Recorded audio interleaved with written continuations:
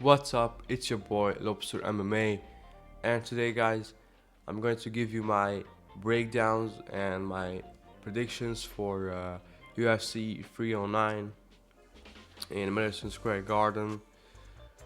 So we're basically like 3 days away from fight night. Um, we got the return of Jon Jones, um, but I'm actually getting kind of hyped for this fight. But the only reason why is because I just want Stipe to win, and I believe he can make it very competitive, at least on the feet and even on the ground. He can defend some takedowns. We'll see, but I believe in Stipe, even though it's 42 and coming off a KO loss. But the KO loss is, people always say that he's coming off a KO loss, but that won't affect him that much because that was 3 years ago.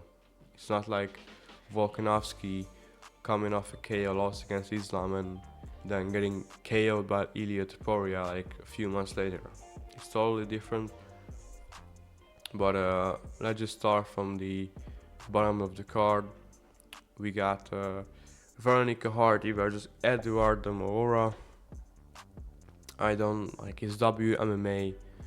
You know, you know what I think of most WMMA fights. I don't care, but I think Veronica Hardy's got some momentum, and I think she's more skilled than Eduardo, so I'm picking her. Um, Next one, Bassett Hoffis versus Oban Elliott.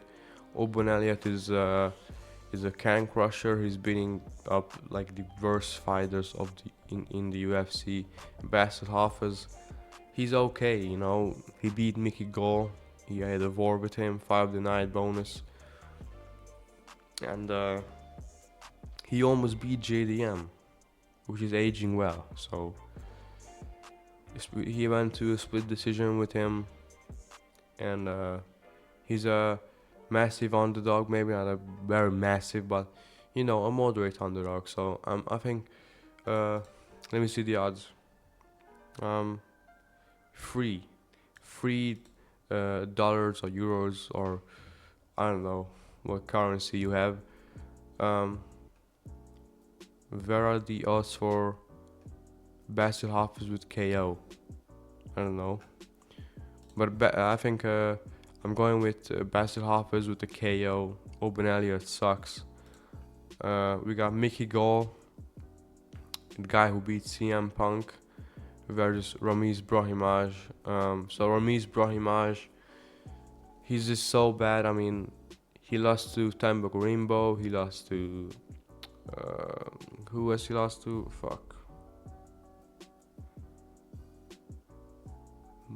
not Mark Andre, but no, I'm talking. No, it's not Eric Anders. Um, Eric Anders lost to Mark Andre Barriou, but it's a whole another weight class. Ramiz Brahimaj, yeah, he lost to Max Griffin by TKO, which is pathetic. Max Griffin, if you get finished by him, that's just, bro.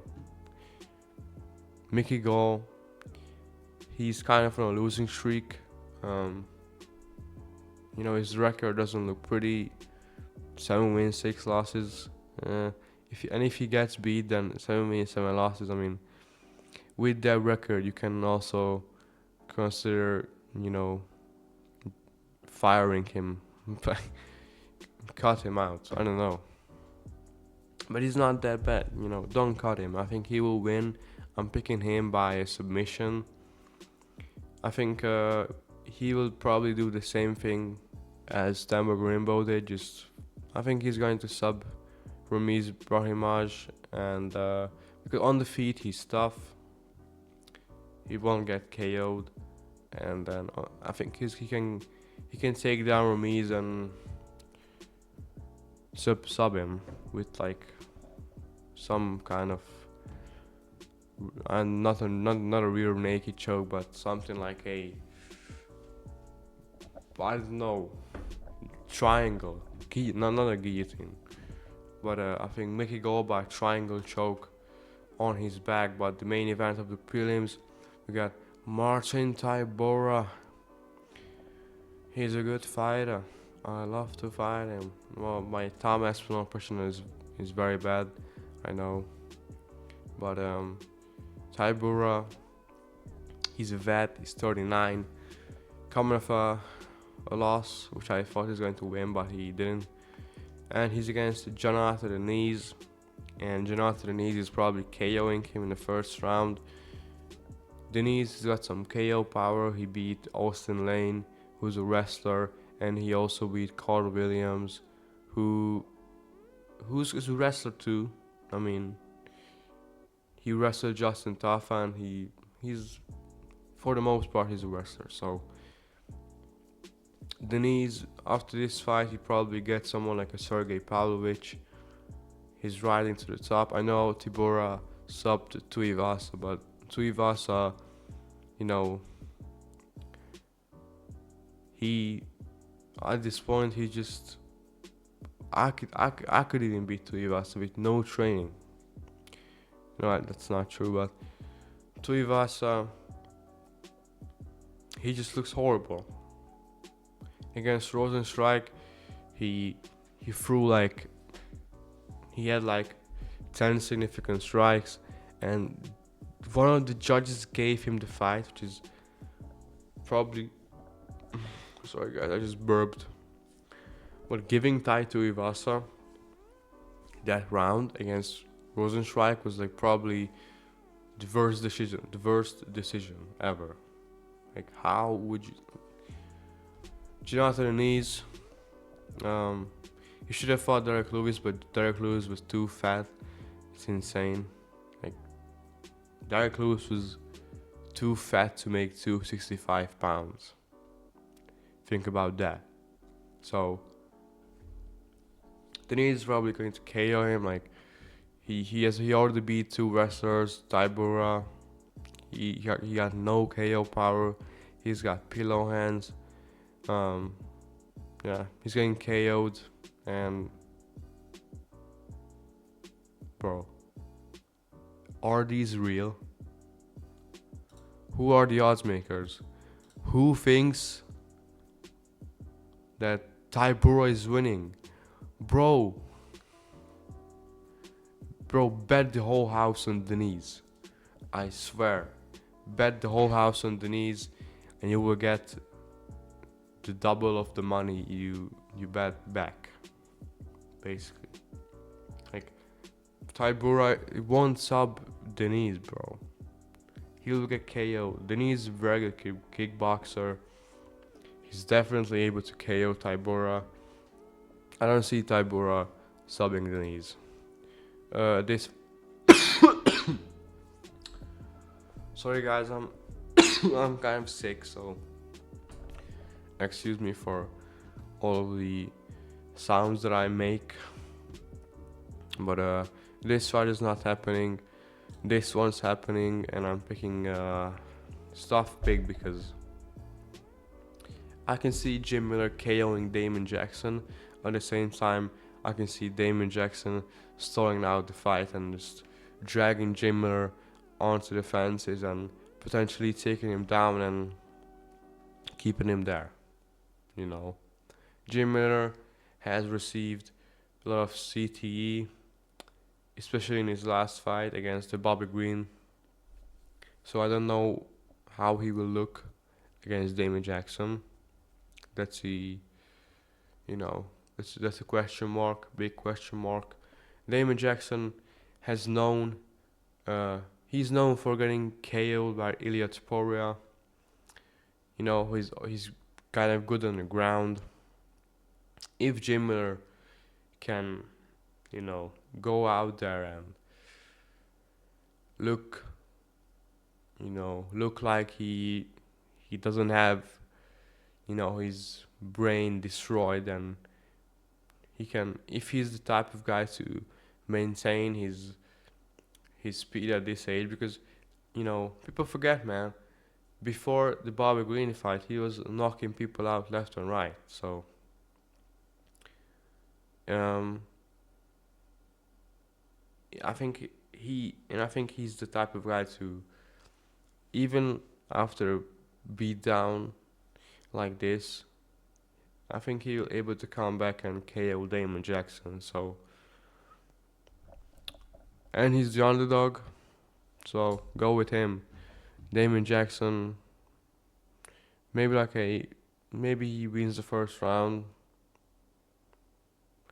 Or you know what? I think if it goes past the first round, Damon Jackson wins. But I think if Jim Miller wins, it probably has to be in the first round.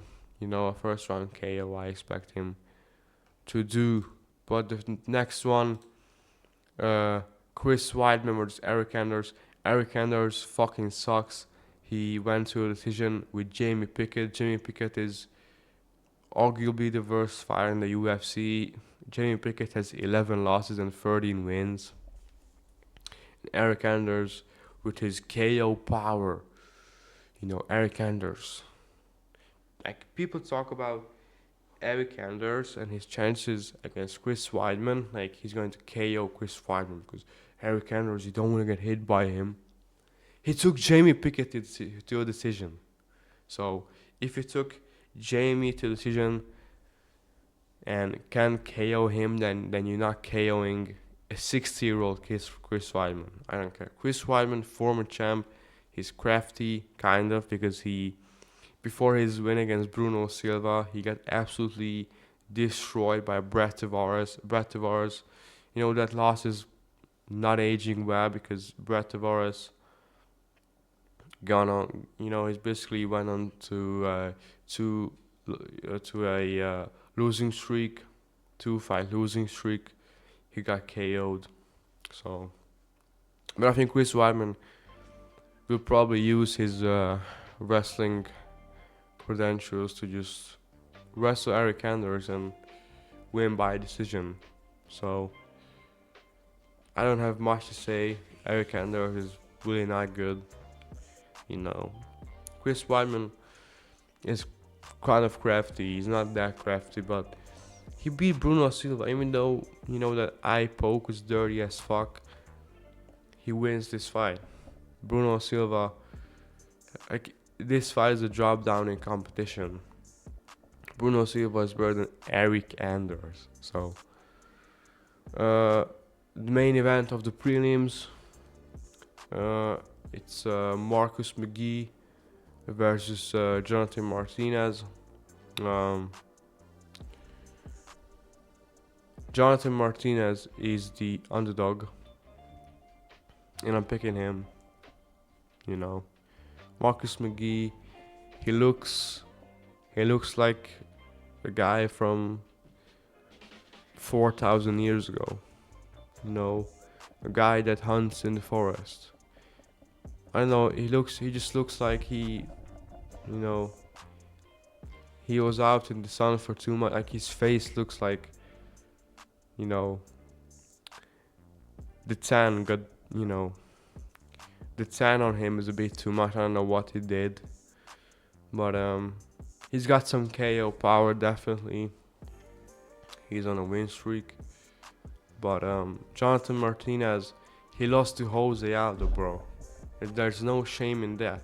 So, even though he couldn't use his kicks against Jose Aldo, he will be able to use them against Marcus McGee, and we know what Jonathan Martinez can do with those. He TKO'd like 4 people with only leg kicks. He beat Adrian Yanez. Adrian Yanez is probably on a similar level to Marcus McGee, maybe even better. And I think Jonathan Martinez is going to win by decision.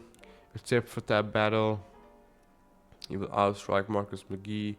He will avoid the big punches and outpoint Marcus McGee, and that's his way to win. Jonathan Martinez is underrated. He beat Said Nurmagomedov, even though it was a very close fight. But the grappling, I don't think there will be much grappling involved. Probably, maybe Jonathan Martinez gets down Marcus McGee, but that's it. For the most part, I think it's a striking battle, and I think Jonathan Martinez wins that.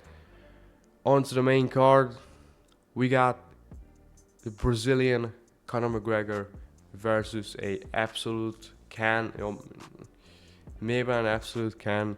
James Lantop is, I mean, he's 0-2 in the UFC, but he's not,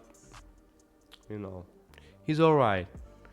He lost to Vyacheslav Borshev, and then I don't know who else. He lost to. I know he lost to Vyacheslav. Ruffy, I think it's an easy win for him. Ruffy will probably get chinned sometime, but this is not the fight, when he will get chinned. James Lantop, it's a short notice for him because it's not a replacement. Ruffy didn't have an opponent until now, and the Lantop, look at the odds. Yeah, seven euros or dollars or whatever currency. Ruffy by KO. I mean, if you want to bet, go on, because it's very safe. It's pretty safe to bet on Ruffy. I think by KO it's pretty likely to happen. I don't have any, I don't have much to say about this fight. Ruffy by KO. I don't have, much to say about this fight either, because WMMA outside the top 10. Karen Silva is winning. She's in a win streak, like a 4-fight win streak. She's younger. She's a prospect, so she's a favorite. Yeah, understandably. So I'm going with her. We got Bo Nickel versus Paul Craig. So a few days ago, I was thinking about picking Paul Craig because there were some good reasons. Paul Craig, we've seen him submit Magomed Ankalaev. We've seen him submit Jamal Hill and Nikita Krylov, and even who has he subbed? He subbed or he beat Andre Muniz. Bo Nickel, he's improving time by time, and the guy knows what he's doing. He took some time off. I mean, I'm talking about if he took like a year off, but he fought at UFC 300 against Cody Brundage, and by the way, this is a very big step up for him. Going to Paul Craig after Cody Brundage, it's a big step up. Cody Brundage is a can. Paul Craig is like a few months ago, half a year ago he was ranked. So he was in the top 15 at the start of the year. Now he's unranked. He's like around probably like the 20th spot. And Bo Nickel, he's improving. On the feet, I think he's got the edge. He had some sus moments against Cody Brundage, and he should have finished Cody Brundage in one round. I know it was pretty dominant, but Cody Brundage like shook him off one time. The takedown, he stopped the takedown, and he stopped like a few takedowns, so it's not a good look. Paul Craig, on the feet, he's got some good kicks. Besides those, he's got nothing to offer. Bo Nickel will probably just feint the takedown and go on top with a big overhand and put Paul Craig out potentially. Paul Craig, his only chance to win is of course by submitting Bo Nickel. Will he do that? It's very possible, and it's also weird to me because Paul Craig is a bigger underdog than James Lantop. How? James. So the odds makers basically think that James Lontop has more chance to beat Ruffy than Paul Craig has to beat Bo Nickel. Really? Paul Craig is the guy who subbed Magomed Ankalaev, and also Jamal Hill, and also Nikita Krylov, and also a bunch more guys. He always does that. So Paul Craig, I mean, but I'm going with Bo Nickel because I'm seeing his interviews and I'm confident in him. I'm confident in him that he will win, and then he probably. I think he's not getting throat checked anytime soon, because as I said, he's not taking any short notice fights. He's improving, so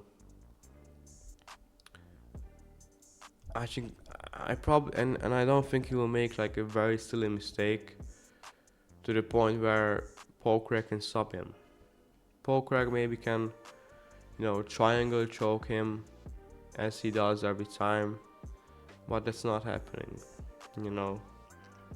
because if Bo Nickel decides not to go to the ground, even then, like, Paul Craig's boxing is absolute garbage, it's trash, he's slow as fuck. I'm definitely, I could in a pure boxing match I could beat Paul Craig without kicks, because Paul Craig has some, I don't want to say nasty kicks, but he always got some alright kicks. That's that. So Bo Nickel, don't bet on this fight, I think, because Paul Craig, it's pretty unlikely for him to win, but if you wanna risk it for a biscuit, then that was cringe. But if you wanna risk it, then go with Paul Craig with a submission. What does that pay? Paul Craig submission 16. I'm telling you, go with this. We got the co-main event of the evening. Charles Oliveira versus Michael Chandler. I'm picking Michael Chandler because I'm biased, and yeah, it's a biased pick, and I know everyone's going to hate me. Why do I want Chandler to win, and why do I think he'll win? Chandler is more motivated. That's the first reason. Chandler is more motivated. I want him to win because I know he's got a lot of controversial things around him. His adoption. There's a theory that he cheated on his wife, but that's unlikely. He's just good to have around. I mean, people are fucking hating on him, but they're fucking stupid because they don't realize that this guy, when he fights, he always puts on entertaining fights. Like, I don't know why everyone hates him for that. You should be hating on Movsar Evloev and the boring guys, not Mike Chandler, bro, who always brings it every time. He's like near 40 years old. He's 38, so just appreciate his time, appreciate his fights that he's got left. And because if he loses this, he's probably got one fight left, or maybe like if he gets slumped out, brutal. If he takes a lot of damage and he brutally, it will be a brutal finish, then he will retire. So, and I don't want him to retire because I want good fights. I want entertaining fights. So as everyone. And Charles, if Charles loses, he's 35. If Charles loses and he doesn't take like an ungodly amount of damage, he can still bounce back, beat like someone like Mateusz Gamrot or Rafael Ziv, or Moicano, and then he will be back in a win count, and after that, he can beat someone like in the top five, and if he can get that, then give him another title shot. But even if he loses, first of all, I think Charles should move up to welterweight because he has nothing to prove at lightweight. He's fought everyone except the new guys like Gamrot, Fiziev. So he should move up to welterweight and fight, top contenders there, and big money fights. So Chandler should also move up to welterweight because at this age, I know he's well conditioned, and I know even though he's 38, he's treating his body very well. He's training a lot and he's eating healthy. He has a great lifestyle. I know he's all about this health stuff, you know. So he knows what he's doing. So in Charles, basically it just comes down to, if he loses, he can still be, he can still have a little fight and he can still be around. If Chandler loses, then no, he'll have one more fight probably, and that's it. He's already ranked number 7th, so. But when it comes to the fight itself, both guys should be tough to like beat each other, and Chandler just come out and said I think it was in Countdown or Embedded that his approach will be different, and that he won't be that aggressive as he always does, and he just basically said that he will do anything to get his hand raised, but he just meant that it won't be as aggressive as he usually makes the fights to be. Chandler probably won't come out swinging left or right, going for the KO. He'll be more patient. That's it. I don't know if that helps him, because Chandler against Charles, he wasn't patient at all, and he almost beat him. He dropped him bad. He almost finished him. So, and that was with throwing his fucking hands. And guess what happened when he didn't throw?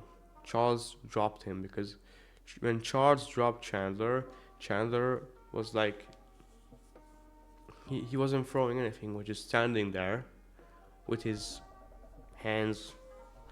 I mean, it wasn't a full guard, so he was open enough to get hit, and Charles hit him with a clean left hand, and it was over.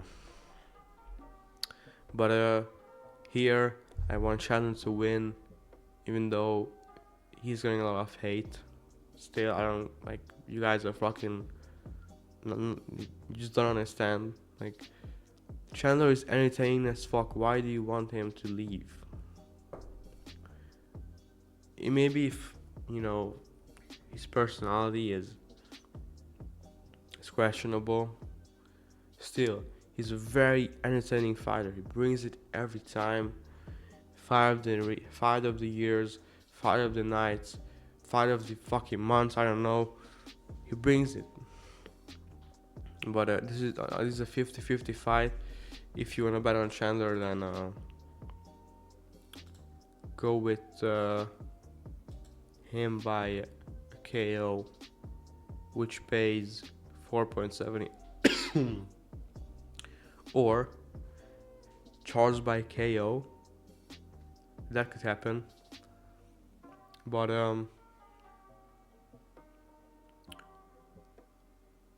winning method double chance, bro. I'm telling you, Chandler KO or submission, Charles KO or points. I mean, I'm picking Chandler, bro. So Chandler KO or submission, definitely. This is not going to distance. Like, how would it go to distance? 5 round. Because if it goes to the 4th round, I think Chandler gets finished because his cardio is not great. But hope he wins. But I will. Don't get this wrong. I love Charles. So does everyone. And Charles, of course, I want him to be great. I want him to win. But this time, no, because he should move up to welterweight and win fights there. He has nothing to prove at lightweight. But I said this already. Jones versus Stipe. I'm picking Jones. But I don't think that it will be so dominant for Jones. I think Stipe, he's going to make it competitive on the feet. He's going to box up Jon Jones, and if it goes to a decision, if it goes to a decision, then I think it's probably like a 48-47 for Jones, maybe even like a split decision. Another classic, controversial Jones decision. But if there is a finish, it's probably either in the later rounds. Third, fourth, or fifth round, Jones by submission, because Jones isn't KOing Stipe. That's clear. Jones has never actually KO'd someone in his entire career. I mean, because like Gustafsson rematch. I mean, that was like a PDT KO on the ground. Um, who else? You can't say the DC rematch. That's no contest. Even though Stipe is old and coming off a loss, that doesn't mean shit that he's coming off a KO. That was 3 years ago. He's not coming off a KO loss. That was a day ago. He's like on fight night. Sorry guys for the coughing, but Stipe, the KO doesn't affect him in this fight. If he would have fought like 3 months later, the KO, of course, but it's 3 years later, so it doesn't really matter. Jones, I mean, what he's doing is pathetic. He's not the GOAT anymore. Like with this behavior, like he's just not the GOAT. I don't care, bro. Ducking the contenders, and he just gone out and basically openly ducked Aspinall. He's insane. You're the heavyweight champ. Like, think about this. You're the heavyweight champion, and you don't want to fight the interim champion who defended his belt, saying he's a nobody. Jon Jones, I think, like let's say in 2017, let's say in like the early, let's say like in 2016, he's a champ, and let's say DC gets the interim title. Sorry guys. Let's say DC would have got the interim title and Jones would have been undisputed. Jones would have said, I'm not fighting you. You haven't done shit. Like, what if Khabib said that to, I don't know, Gaethje or Poirier? You haven't done shit.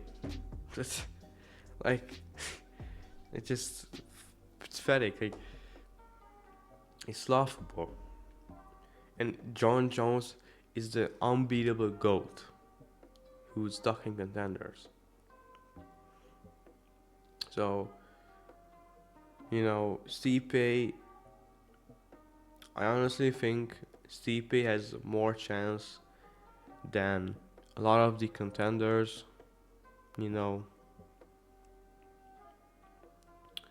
I think Jones would like Stipe.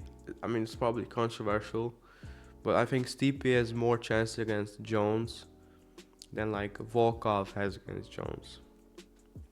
Stipe got that, you know, he's got the dad build, he's got the dad mentality, he's got, you know, the tough guy, he's got, he just crafty.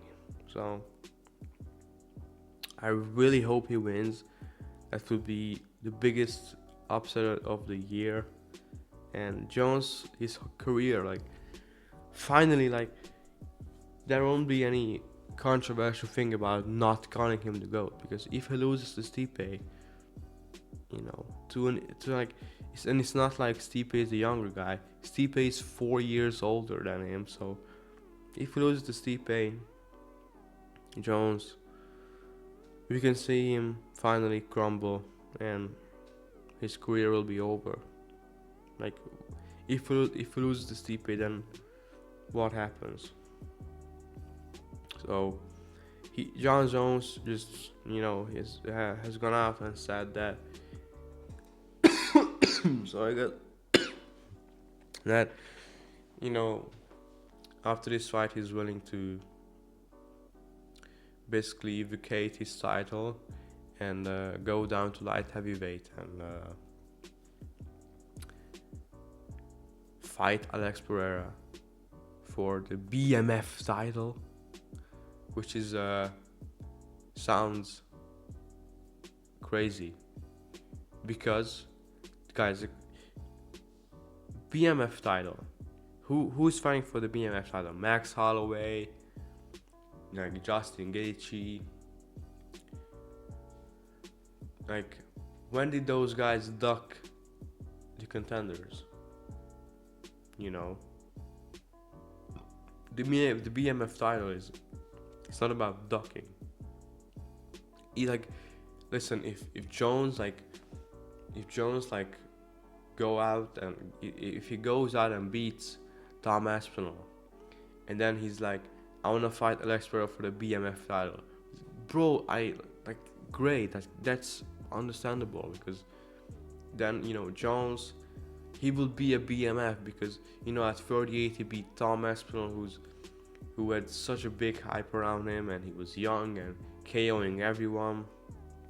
And Alex Pereira, he just KOing people left and right, and he basically built up his legacy in 2 years. So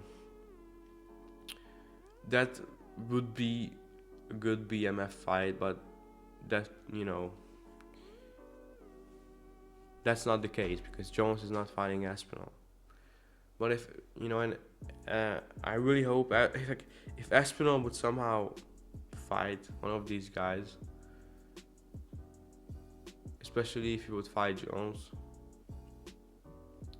it would be the biggest fight of the year. But that's not happening because, listen, if Stipe somehow pulls out, but if somehow Jones pulls, if they, I don't know, if they're, I don't know, if a brick falls on their head, or I don't know, they get murdered in like at the press conference, then even then Stipe wouldn't take the fight against Tom, or Jones wouldn't take the fight against Tom. Short notice, and both of them, you know, have said that they don't want to fight him. So, and Stipe, if he, like, Stipe has made it clear after this fight, despite of the outcome, he's retiring. So at least, you know, he's clear, and I don't even want him to fight Tom Aspinall because Stipe has nothing to prove. And I mean, it's kind of the same with John. I mean, he has something to prove. He has to prove if he can be the new generation heavyweights who can also grapple.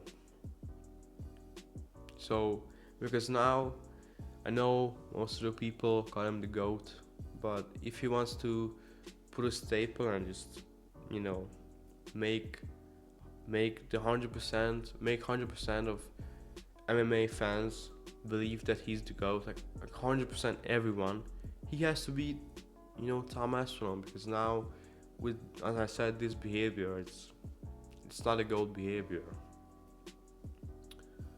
So Jones will probably get it done in like the fourth round, or a fluky decision, and then you know what else? I want to see Tom Aspinall get into the cage, because that would be epic. And Jones, sorry guys, just fucking bumped into my table, but so what I was saying is that Tom Aspinall should get into the cage after the fight, because that would be huge, and everyone should be, you know, chanting Aspinall, Aspinall, fuck Jon Jones, fuck Jon Jones. Like everyone should be chanting, and that would be like the biggest moment in UFC history, outside of the few Conor McGregor moments. But I'm tired. Like sorry guys, but we need, you know, new people. We need new stars, because, you know, the Conor McGregor, you know, masterclass against Eddie Alvarez is just, you know, I've seen it enough. I've seen it 100 times. We need new people. We need new stars. Like, I mean, Tom Aspinall is not like a big trash talker, but when it comes to his performances, he is. And, you know, like Ilya Topuria, we need people like him. Yeah, and MMA guru, you know, he's probably going to do an interview with Tom Aspinall in the next few days, which I'm looking forward to, because I really want Tom Aspinall to go at Jon Jones at fight week and go at him hard. Like, don't just be like, you know, hey Jon, I think I could beat you in a fight. No. Bro, there was like fucking Paddy Pimblett accent. No, I didn't, you know what, I forget the fucking impressions and accent. So if Tom Aspinall doesn't just go out and say that, Jon, I think I can beat you, and, you know, you're a duck, and stop ducking, and if he only says that, then nothing will happen. He has to go at him and what he's done, you know, beating his wife and being a bad person and fucking the, you know, collision with the pregnant lady, and, you know, all the weird things that Jones has done. I mean, being gay is not like, don't go at him for being gay. I mean, you can't do that. But Jones, he's a very bad person, and he needs to be humbled, because he has too many fucking glazers.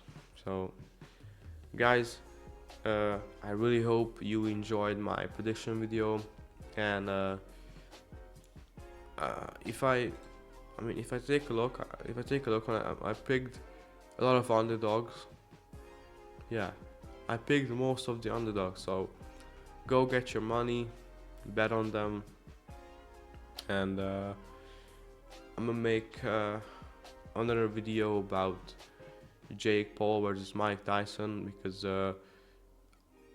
you know, too many people think that Mike Tyson has a big chance, so I'm gonna, you know, tell my opinion on the fight and why I think it's an absolute clown show. So that was the video. Like and subscribe, and I see you later, guys. Goodbye.